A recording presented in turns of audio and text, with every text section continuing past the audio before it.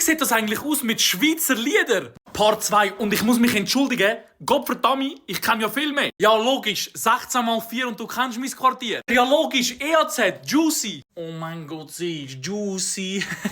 Gut, und ihr habt mich tatsächlich auch in den Kommentaren überrascht. Ich meine, ja klar kenne ich den LC1, der ist ja sogar bei mir daheim gewesen. Oder das zum Beispiel Up in the Sky, There is a Village, oder? Ja, die sind auch Schweizer, das sind sogar 4 Brüder. Auf jeden Fall, ich kenne auf jeden Fall jetzt ein paar mehr. Und tatsächlich dank euren Kommentaren auch ein paar geile neue Lieder. Vor allem so in der Schweizer Rap-Szene oder allgemein. Also danke vielmals für die ganzen Empfehlungen, wirklich. Schreibt gerne noch mal einen Kommentar, mit was für Songs ihr eigentlich noch hört. Leider habe ich nicht alle anschauen. In TikTok hat sich gedacht, wir löschen ein paar. Aber unter diesen ganzen Kommentaren habe ich auch einen Song gefunden namens Gipfeli. Ich so, hey, weißt du, ich pumpe den jetzt einfach im Auto. Lieber hätte ich das nicht gegoogelt, lieber hätte ich den nicht gelesen im Auto mit Fenster drinnen.